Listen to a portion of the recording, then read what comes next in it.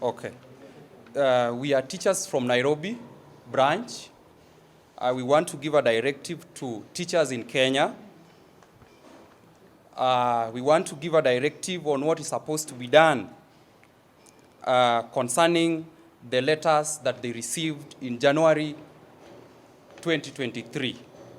And this is how the letter reads of their contract. These are directives that we are giving that each and every teacher who is teaching in junior secondary school should listen to, and not any other person. And the letter reads like this. This is a letter of contract that was given by TSC, that is Teacher Service Commission, to this teacher to teach in the junior secondary school. And I read the letter. Engagement as an intern post-primary. I am pleased to inform you that your application for the internship with the Teacher Service Commission as a secondary school teacher intern has been successful. And I want to read the clause that me, myself, colleagues, and the Teacher Service Commission should adhere to. The clause reads, the internship will be one-off non-renewable program for a duration of 11 months with effect from 1st February 2023 to 31st December 2023. You should report to the head of institution to be assigned duties.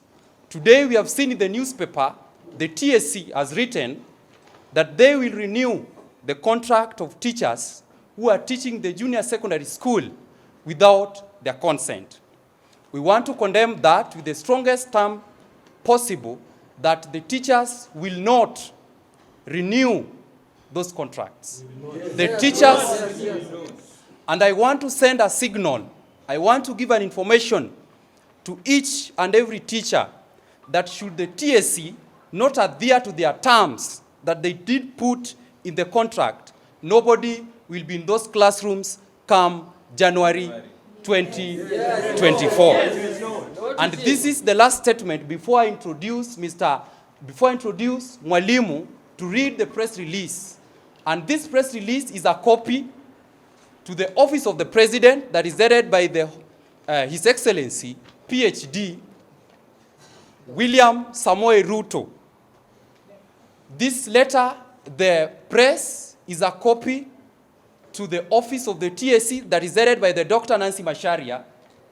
The copy is to the TSC head office, Nairobi branch, and the copy will go to the CUPET that is in charge of the teachers who are teaching in post-primary schools. I will give him chance to read the press, after which we'll take a few questions, and that will be it. But I'm asking teachers who are teaching the junior secondary school to remain and wait for the directives that we'll give come next week, and not to listen to any other person, because we have realized that there are some people who are out there to sabotage this course that we have taken. And I know that there are some people who will be doing witch hunting.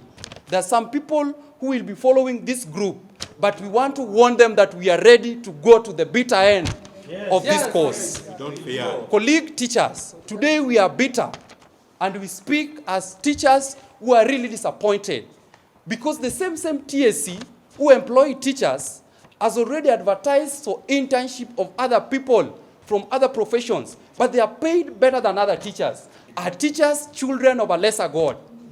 Today, teachers in their contract, they get a salary of 20,000. These are teachers who works in Nairobi. These are teachers who wants to pay rent. These are teachers who has a family like any other person. These are teachers who is supposed to take a bread. Now you can do the math and tell me that how much that this teacher want to pay for the house, how much that this want to pay for their children, how much that this want to spend on the transport. And therefore I'm saying today that any teacher who will get internship in Nairobi branch must be paid better than any other person from any other side, because life in Nairobi has become unbearable. But what should go, and this one I have to say in capital letters, I have to insist on this, that we are ready to go to the bitter end, and no any other teacher will be ready to sign another contract which is contrary to this. We are ready to go to court. We are ready to go to the High Court, to the Appellate Court, and even to the Supreme Court. Question. We are posting this question and we are asking the TSC to come out clearly and explain to these teachers why we have seen teachers that have graduated in the year 2023, July, that are employed under permanent and pensionable basis and terms. But a teacher who graduated in the year 2014 and 2015 are still outside there, languishing in a situation that is like this. There is a question that the TSC must come out clearly and explain to us that why that one must happen, that these teachers cannot be employed, but a teacher who graduated in the year 2023, 2022 is already employed.